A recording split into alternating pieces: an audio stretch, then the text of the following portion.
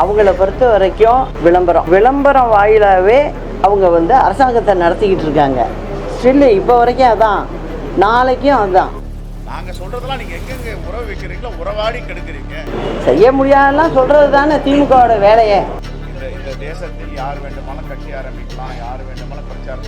அதிமுக ஒன்றிணைந்தாதான் 2026 வெற்றியை காண முடியும்னு சொல்லியிருக்காரு. நீங்க கூட ஒரு அறிக்கை விட்டுருந்தீங்க. இப்ப அந்த கெடு முடியுது. இது வரைக்கும் எடப்பாடி பழனிசாமி அவர்கள் அதை பத்தி எதுவும் பண்ண மாதிரி தெரியல, அவரது நிராகரிச்ச மாதிரி தான் தெரியுது. நீங்க அதுக்கு என்ன சொல்ல நினைக்கிறீங்க?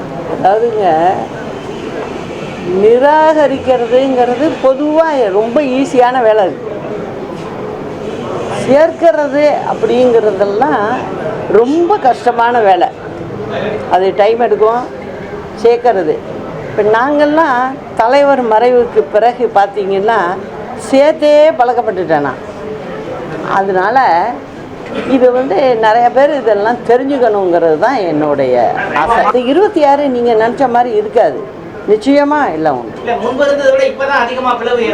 இல்லை அது உங்களுக்கு உங்கள் கண்ணோட்டம், நீங்கள் பார்க்குற விதம். நான் அப்படி எடுத்துக்கல. ஏங்க, அவங்களுக்கு வாக்களிக்க மக்களை பற்றி பேச்சு இல்லை. அவங்கள பொறுத்த வரைக்கும் விளம்பரம் வாயிலாகவே அவங்க வந்து அரசாங்கத்தை நடத்திக்கிட்டு இருக்காங்க. ஸ்டில் இப்போ வரைக்கும் அதான், நாளைக்கும் அதுதான். அவங்க மக்களை எல்லாம் பார்க்கல, அது அவங்களுக்கே தெரியுது. அதை பற்றி அவங்க கவலைப்படல. பிரச்சார வாகனத்தில் அதிமுகவுடைய 2 பெரும் தலைவர்கள் அண்ணா எம்ஜிஆரை முன்னிலை கொடுத்தார். அவருடைய பிரச்சாரத்தின் போதும் 2 தலைவர்களுடைய பெயரை சேர்த்து தான் பயன்படுத்துறாரு. இதை எப்படி பார்க்குறீங்க? அவருடைய வருகை எப்படி இருக்கும்? அவருடைய பிரச்சார பாணி எப்படி இருக்கு? அதாவது அவங்க மேலே நம்பிக்கை வைக்கணும் முழுசாக. அப்படிங்கிறத மட்டும்தான் நான் சொல்ல முடியும்.